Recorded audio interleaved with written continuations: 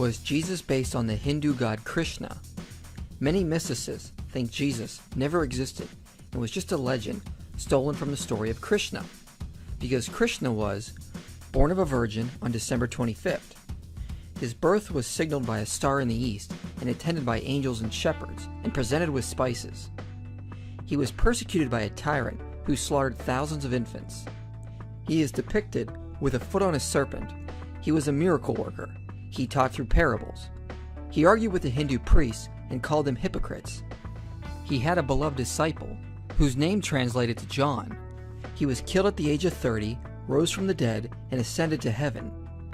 It is said he will return to earth on a white horse to kill an evil prince. He was crucified on a tree between two thieves. He was said to be the lion of the tribe of Saki, and he was the second person of the Hindu Trimurti. So do we have proof Jesus was a mythic copy of the god Krishna? Well, for that to be true, some of these claims would have to be factually correct, but many of them are false or total distortions. First, Krishna was not born on December 25th. All evidence shows he was born in the summer, and he was not born of a virgin. His mother had 7 children prior to Krishna. Krishna was just said to have been conceived without sexual intercourse. There is no evidence of a star signaling his birth.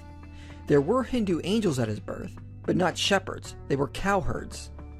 And no spices, just flowers divinely given from heaven. These next two are actually true. He was said to be persecuted by a tyrant who slaughtered infants, and he is depicted on a serpent. But Jesus is not depicted this way in the New Testament, nor do early Christians present him like this. This came about later from Christians, but it doesn't even parallel to Krishna, who is actually dancing on the head of a serpent with 1,000 heads in order to defeat it. Nothing like this ever happens in the Bible. Krishna was a miracle worker, but all deities are said to be, so this is too general to form any parallel. The next one is partially true. Krishna did teach, but not through parables. So generally just being a teacher is also way too general to make any type of parallel.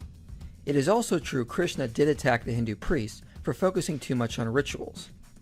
However, this next one is completely false. There is no evidence of a linguistic connection between these two names. John is just the English word for the name Yohanan and has no connection to India. Krishna was not killed around the age of 30. He lived to be well over 100. It is also false Krishna rose from the dead. After he died, his spirit just ascended into heaven, which is not a physical resurrection like what happened to Christ. It is a distortion of the myth to say Krishna is supposed to return on a white horse. A future incarnation of him is supposed to ride a white horse and kill all evildoers, which is similar to a view of how Christ will return. But this view of Christ is only one view in Christian eschatology. I myself am a post-millennialist, and do not think Jesus is supposed to return for battle, but will return once the Great Commission has succeeded, and live with us in the new paradise created on earth.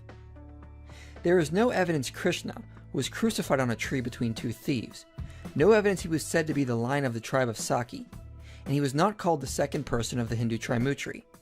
He was one of the 10 avatars of Vishnu, which is more modalistic than anything. So some of these claims are false, but the parallels that are actually true have no power either, since Hindu scholars say Hindus were borrowing from Christian sources. Some scholars believe that, except for the name, the Krishna cycle of stories has borrowed extensively from Christian sources, especially in relation to the birth, childhood, and divinity of Jesus.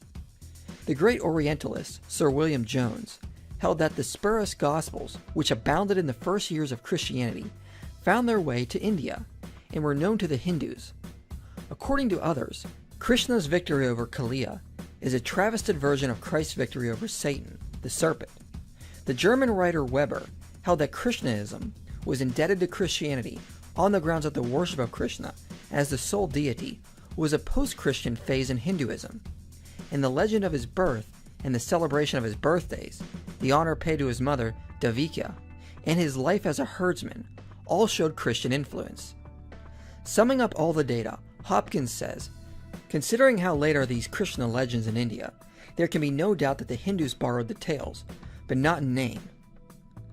Dr. Edwin Bryant says these stories of Krishna that are similar to Christianity can only be dated as early as between the 4th and 6th century, with another scholar suggesting They may be as early as the 2nd century, which is still too late to say the Gospels were a copy of them.